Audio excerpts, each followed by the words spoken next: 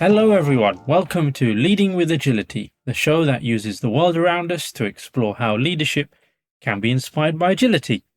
I'm your host, Arif, and I'm joined by...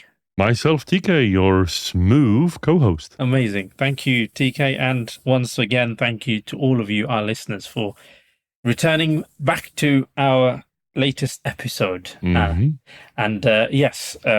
got some... Yeah, we've been following, as we do, the current events, the news, as we do, what's going on in the world around us. And one thing here in the UK that's popped up and caused a bit of a stir, for those of you from the UK, actually, you probably would be familiar with the name Peter Kay. He's quite a popular, well-known comic, and he typically sells out his shows. He does. He's quite funny, although, it's an acquired taste. As any British comedy. Exactly. He's performed on television and he comes on TV shows. He's quite well known. And so he was looking forward to being the first ever entertainment act to host a show at a brand new venue here in England called the Co-op Live in Manchester. The problem is that on two separate occasions, he's now had to announce that his show has been postponed. Not because of anything he's done, but because the venue's not been ready.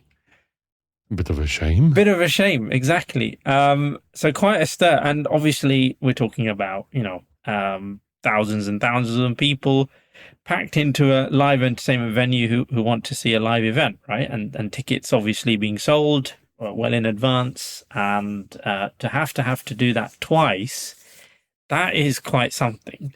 Go on. Although I'm sure how it goes with marketing, it doesn't matter what they're talking about as long as they're talking. So I guess it will be a part of his comedic act when he finally manages to get there. Exactly. He's already hinted at that, I think, in some of the social media. I'm looking forward to it. Yeah. Not that I'm buying tickets, because I don't think it will happen anytime soon, but... Yeah. So what makes this whole news story more interesting is that the general manager of the company that has been building this venue actually had to resign a few days ago because he made some comments disparaging the music industry and entertainment industry as a whole. But the wider point is that obviously there's clearly a venue planned to go live on a certain date, hasn't been able to on two separate occasions. So you wonder why do large-scale construction projects seem to have problems like this? And maybe more broadly, why do leaders and organizations seem to struggle with making plans that are successful? And those are the kind of questions that popped into my head when I was following this story, TK. Quite close to what we do in terms of agile leadership, not in terms of keeping our promises, but when it comes to that, one would say that the philosophy of agility has been invented to prevent that. Good point. And let's go through some of that maybe in today's episode, and as we shall. Yeah, and discuss some of the broader implications or broader points that I think spring out of this whole debacle. I think, and to kick the episode off, where I think might be useful to start is a discussion on this idea of maybe longer term planning, right? And when you're planning something far in advance, you don't know what's going to happen. To a large extent, you've got probably some good ideas based on previous experience and knowledge and skill and whatever. But yeah, for businesses and organizations more generally, what does long-term planning typically look like? I don't know if you've got some ideas on that, TK, to kick us off. Plenty. Yeah, go on. Actually, because I think as many people, I've been involved in long-term planning, and I'm sure that if you haven't been involved, somehow it's been touching you. It's an interesting one because, building a biggest venue in the UK for, these kinds of things takes time. And, whatever you want to say, that's just how it physically goes. So one would assume that because of the scale of the undertaking and the time required, just physically, you would have to plan for long term, wouldn't you? Well, exactly, you would. And I think one of the things that just stepping away from this particular example and the context of this being a construction project and looking at long-term planning even more broadly, right? I typically have seen, or I've seen, like I'm sure maybe you in the companies or organizations you worked with, TK, you've seen this as well. Organizations create this arbitrary, sometimes, like perspective of we're going to set a vision for the next 5 years or the next 10 years or the next 15, and we're going to label it something like Vision 2020 or our strategy. And we're going to pay our consultants a lot of money for suggesting that. Yeah, no, exactly. But, it's our strategy for 2030. It's that kind of stuff, right? And it is like you made the point half jokingly about consultants dreaming that kind of stuff up. But I don't know, where do you think some of this comes from, TK? As this like leaders, execs, maybe boards even? I don't know that if it comes from that level, but leadership teams definitely creating or putting together documents like that and ideas like that. But then you sometimes see, or you do tend to see, it's like, okay, well, how are you going to bring this to life? What's the execution? Do you actually have some, real insight or a stake in the ground or skin in the game, whatever it is? Words are cheap, aren't they? Yeah, exactly. To make that happen, that's the point. Words are cheap. Well, depending on what theory of motivation you subscribe to, I think most of them have this semblance of having a purpose for anything you do, right? So many people, including myself, struggle to work without knowing what we actually work for, right? Is it a happy family life, reaching financial independence, growing a business, becoming rich, whatever. Yeah. And for businesses, I guess, is the same, right? We spend so much time, if you're an employee or a contractor or a business owner, we spend so much time contributing to, our livelihood in this way through work that, if you subscribe to Daniel Pink's motivation theory, having a purpose is quite important.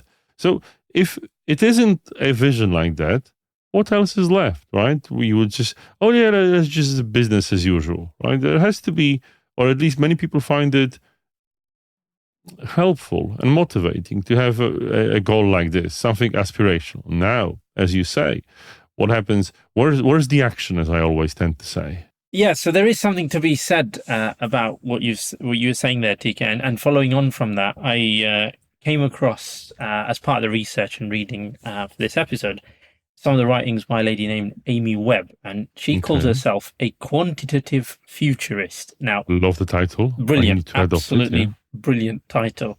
I'm not going to go into my thought-provoking one. Yeah, exactly. I'm not going to go into the title as such, but one thing she talks of is her experiences of helping organizations, companies do strategic planning, and she describes trying to help out a large industrial manufacturing company with this process of doing some strategic planning.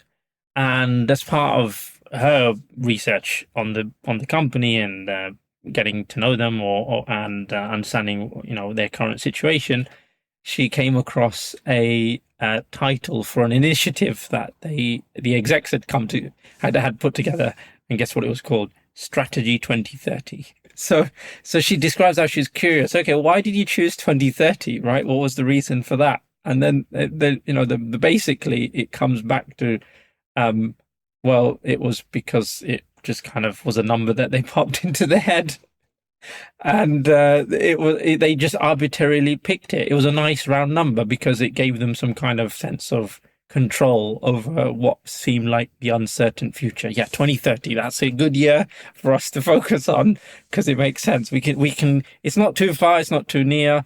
We can kind of control what's going to happen till 2030, or so we think, right?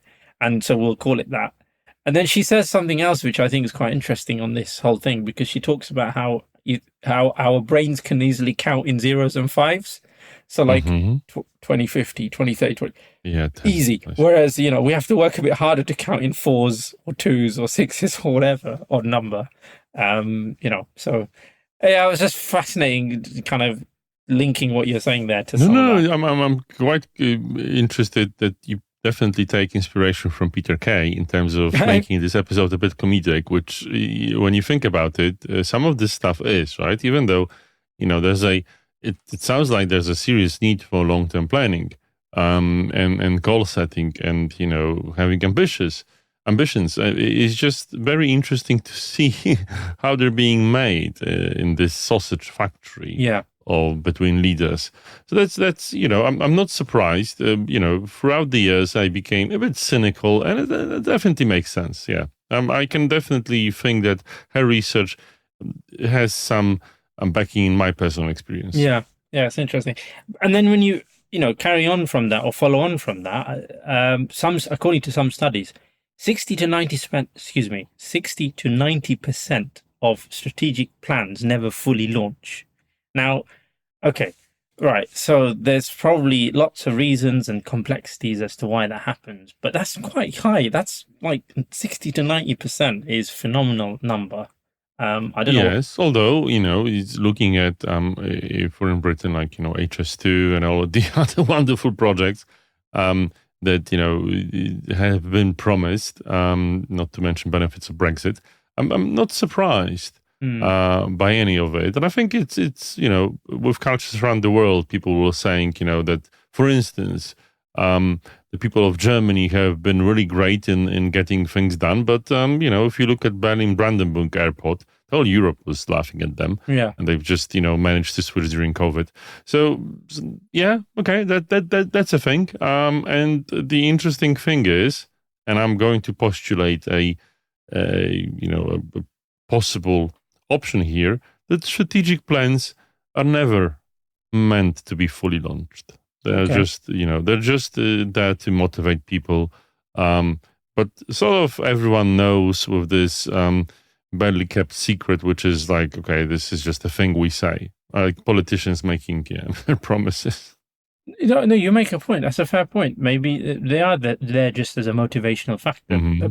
But there are some reasons, I should say, core errors or reasons for why these strategies sometimes fail. Now, there's all sometimes. Well, sometimes, sorry, between 60 to 90% of them. It's a lot sometimes. Exactly. Yeah. Well, I shouldn't have said that. What I meant was this 60 to 90%. What's the reason? Why do they fail? So there's four things that I've come across.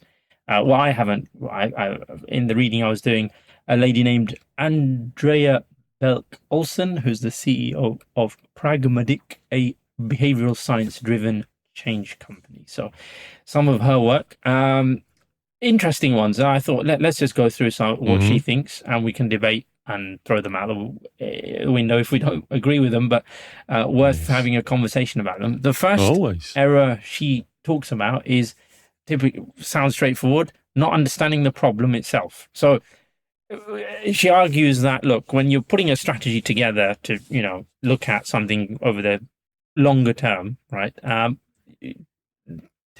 tends to happen is organizations don't really know, what's the problem they're trying to solve that causes them to completely revamp their entire strategy for their business or whatever it might be. And the biggest mystery in the business, and I would say outside life too. Yeah. What is the problem you're trying to solve? Why are we here? Yeah, life's mystery. Why are we here?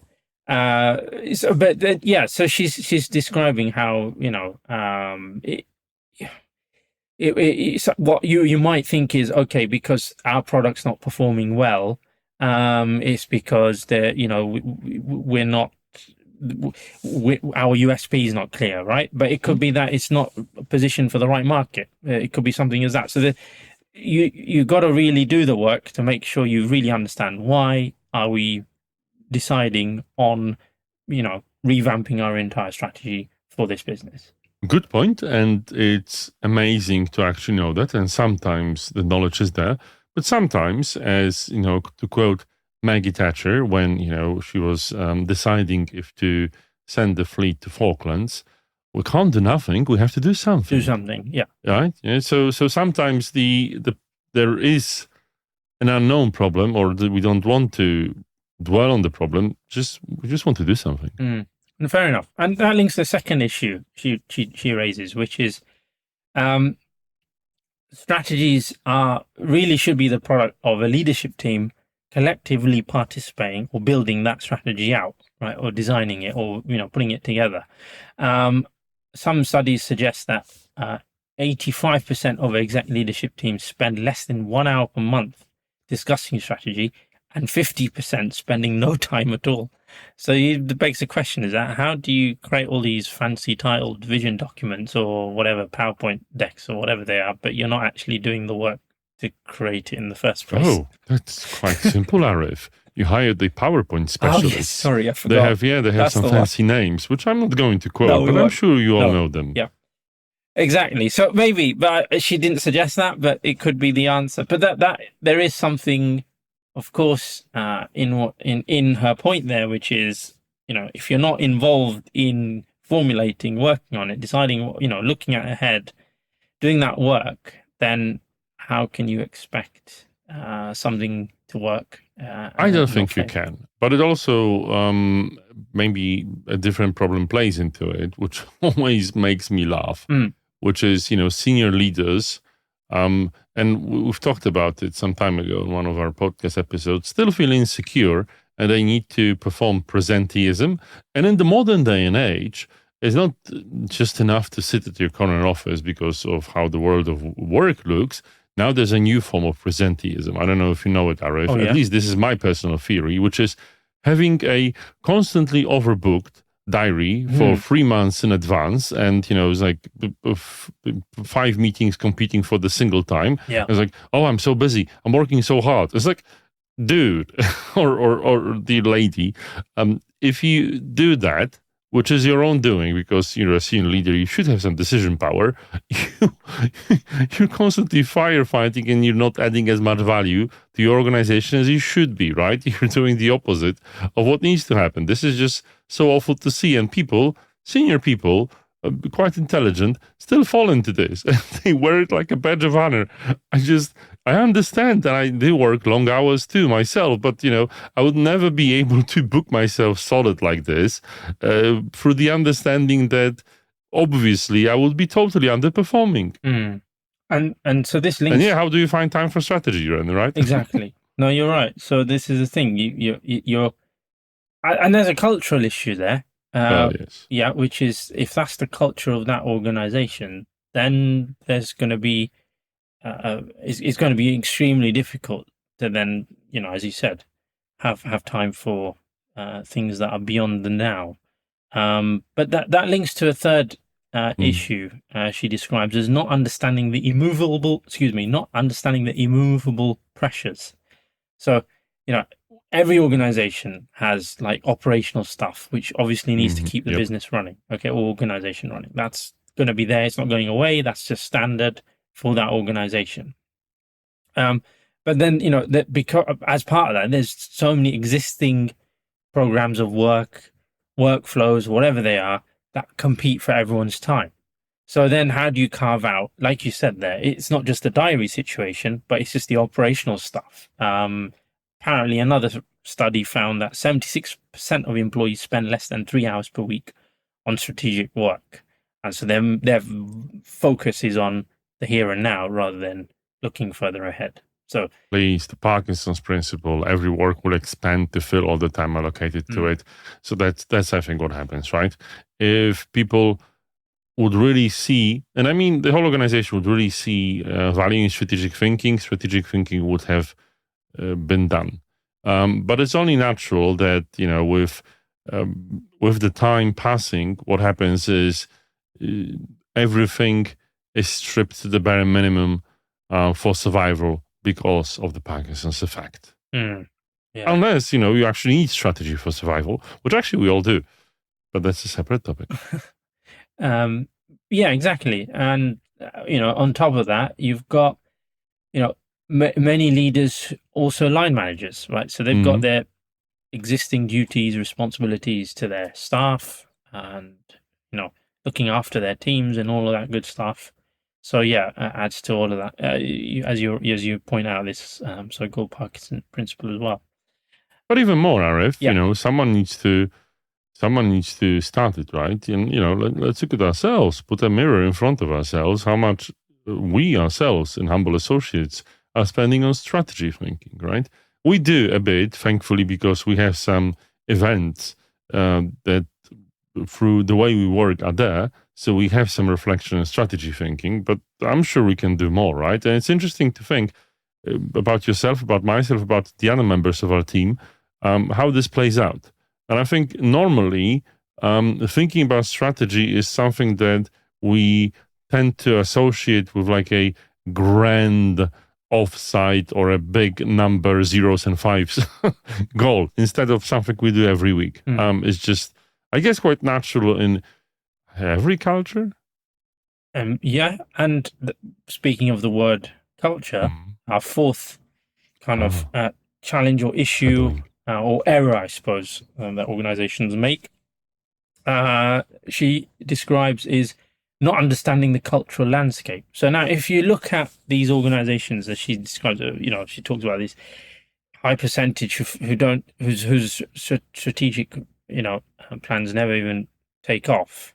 Then there's going to be in many organizations the equivalent percentage of failed, right, strategic plans, right? So something started and then it's disappeared and it's quietly shelved, or no one talks about it. No one wants to talk about it. Why would you talk about it, please? Exactly. So she talked, so you're talking about things like the flavor of the month initiative, right? So that's what employees then start having that, kind of joke about.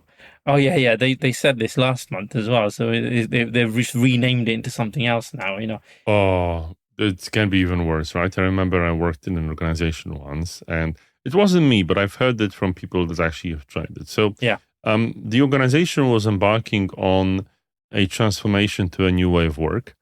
And I was working with some great people in the unit that was helping with the transition. And these wonderful people in the US, they thought, well, what we actually are doing has a lot to do with, lean thinking and, all the lean initiatives and the whole wonderful body of work regarding lean. And they were quite experienced in it. So, they prepared a good pitch, went to a senior leader and said, it's like, how about we take these lean principles that have been tested and proven throughout the years, good practices and patterns. And when they told me, I just couldn't believe myself. The senior leader said, well, no, we were doing lean in the 90s. We can't do it again. I was like, what? Oh, brilliant. Oh man, when I've heard this, I was like, well, okay, well, that's how people think. Yeah, that's a good story. But it's along that same vein of thinking. She's basically arguing that, you got extensive fanfare, a lot of noise about a new initiative, and then they lose their shine. But the point is that if you're going to do something again, you've got to think about you're introducing a new strategy in the context of all the things that came before it that also failed.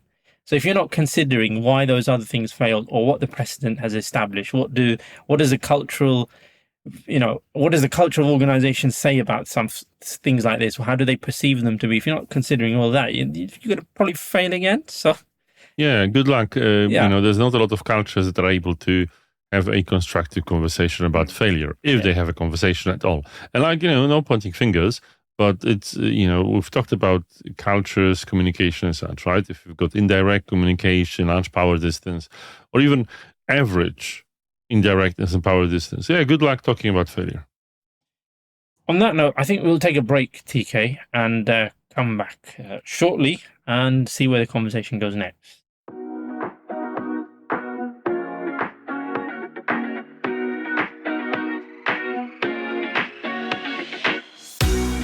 Are you looking to create a brand new leadership style for your organization?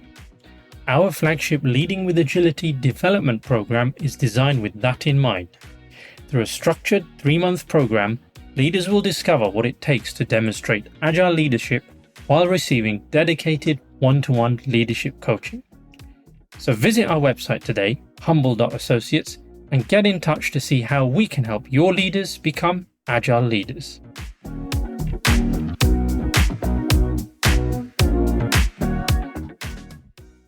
Welcome back, everyone. And before the break, we were discussing 4 typical errors that strategies typically fail in organizations. And this is some of the work by a lady named Andrea Belk-Olsen, who runs a behavioral science-driven agency.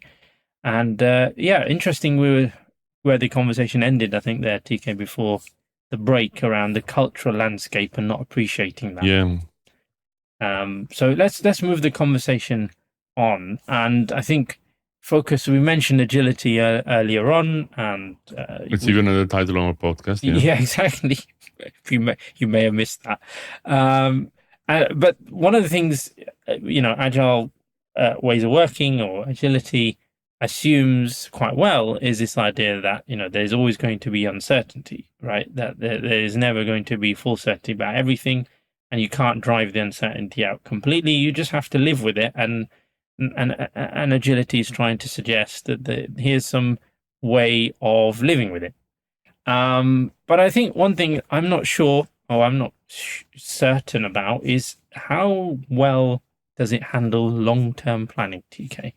I don't know the answer to this fully yet, but I thought this might be a good conversation to have on our episode. I think so. Yeah, I think it handles long-term planning the same way that it handles blue cars and indoor plumbing. Okay, go on. Tell us more. There you go. Right, it's a blue TK cars metaphor. And indoor plumbing. Yeah, I was searching for something that was far away from. So agility was invented for a particular purpose in a particular time by particular people. And as I always say, every method, every philosophy is someone else's solution for someone else's problem. What I think we need to understand is where agility shines and where we need to use other kinds of thinking. And I do believe that there's a lot of elements of agility that are very helpful in most circumstances. But when it comes to agility's approach to planning, it isn't always the easiest one to use in circumstances, for instance, that need to be delivered in a big bang, right? It's interesting to think, because agility obviously thrives when you can deliver things iteratively.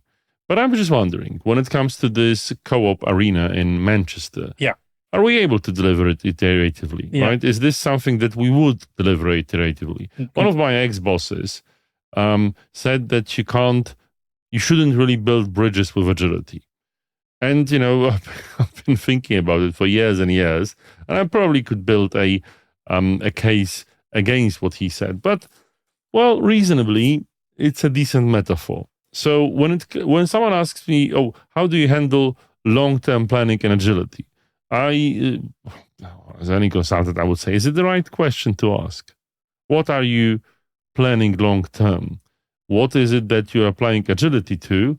And do you really know if that word means what you think it means? Good point, TK.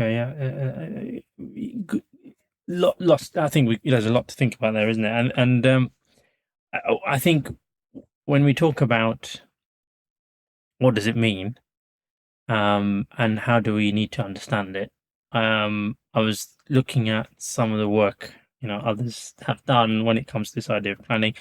But going back to your point about the construction industry as well, and can you plan that iteratively? I guess there are going to be some elements of it that could be done iteratively.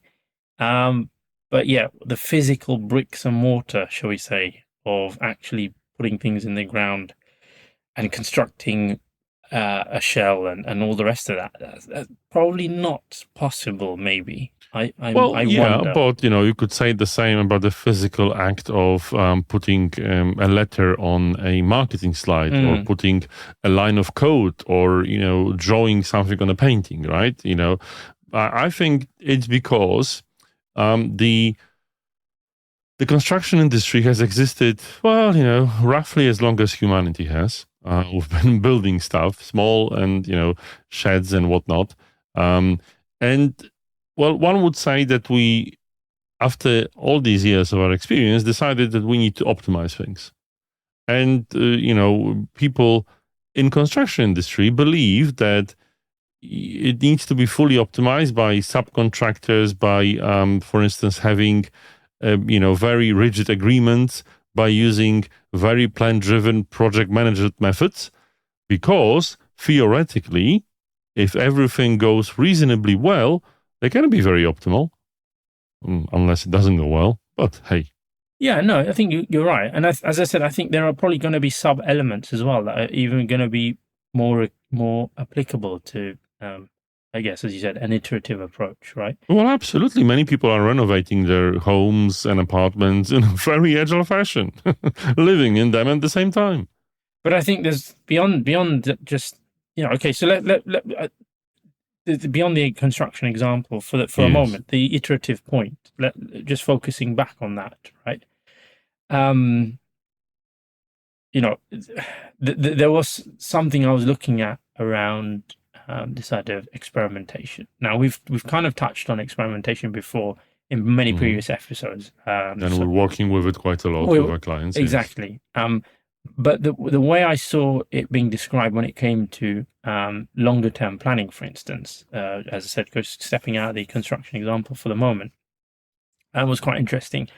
Some reading I was doing was talking about how some CEOs of organizations, they may, deliberately drive towards a large scale goal over time. They do that through continued experimentation to iterate towards that vision. So it's not like here's where I want to get to, and show me the plan of action how you're going to get there. But actually, okay, we have a vision that we have collectively, but I want to see you demonstrate, how are we going to get there on an iterative basis or an experimentation. So I want to see small tests. I want to see a path kind of getting me there. That's more akin to the kind of approach language we're talking about, isn't it, TK? Absolutely. And, as well, most of our listeners might not know, but this is something that we help our clients do. But with that comes our experience. And you probably would agree that there's an interest, even though it sounds really logical, and it is, and it really works. There is one thing that people don't consider, which is a great majority of people are not being taught to work this way. And, even young people that just came out from the university, this kind of work is absolutely foreign to them. And as we work with our clients, as we set up change groups or help people work in this way, in product delivery or business change, what happens is we need to help them unlearn quite a lot. And yeah, that's what we do. And, it's a very big part of our work, not explaining how it works, but helping people understand that it's completely different to what they've done before.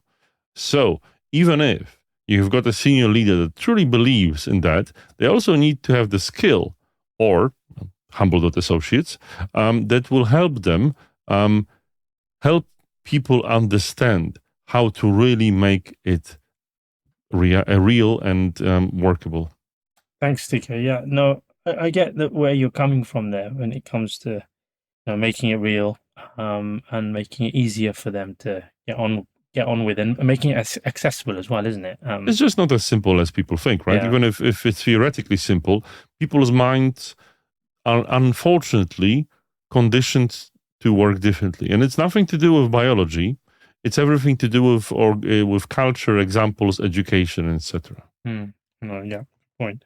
But let's just go back a bit, if we can, because we mentioned our friend Amy Webb earlier on, the futurist. What was her title again? I missed it. The quantitative futurist. There you go. Yes. The quantitative futurist. And we were talking about, making a slight joke about, vision strategy documents and how they're named and that kind of stuff.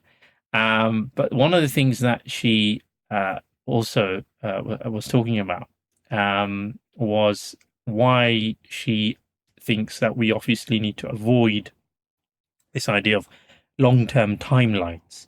Now, so this kind of fits a little bit to what we've just been talking about, iterativeness and experimentation, having that vision and working towards it iteratively. And I know you explained quite well how it's difficult for people to maybe get their heads around some of that because they're not used to it and it's not normal pattern of thinking.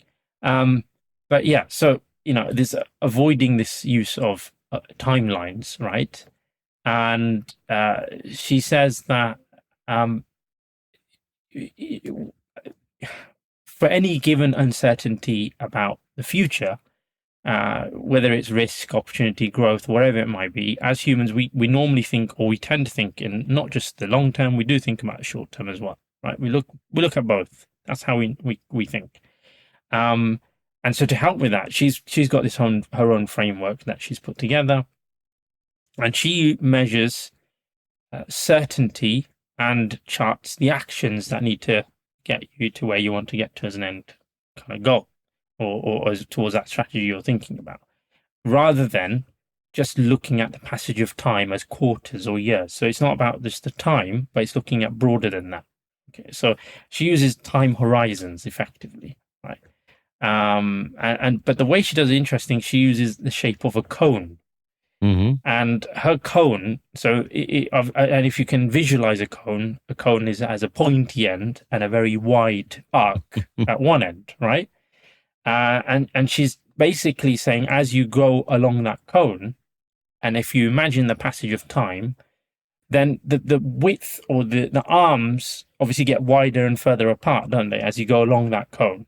And so the further you go in time, then the width of what could happen, the possibility of all the actions that could take place are obviously going to get further and further apart, broader, and harder to kind of measure. Yeah, the classic concept of the cone of uncertainty. Yeah, it's kind of exactly. So it's more a case of, okay, what are the immediate tactical things that you can do in the edge of the cone? And she says, okay, use a time horizon of 1 to 2 years. Then look the next layer, 2 to 5 years. But each one, you need to be bringing with you data, evidence, and insight to inform the decision making. So I thought, okay, that's a nice alternative visualization of how you might want to do strategic thinking, but gives you that flexibility of choosing what the actions need to be based on the data that you see. And it only makes sense if you actually spend the time thinking about strategy regularly. There you go. Because, this cone always moves. Now, her time frames are quite wide. Yeah. And, as I am looking at her cone, in my mind, the obviously this is just a representation, but the arms need to be quite wide open, because when I think about, what could happen in 5 to 10 years, the predictability. I mean, in some industries, okay, I get it, right? If you're handling, forests or producing steel, all right, well, maybe. But in some other industries, oh my God.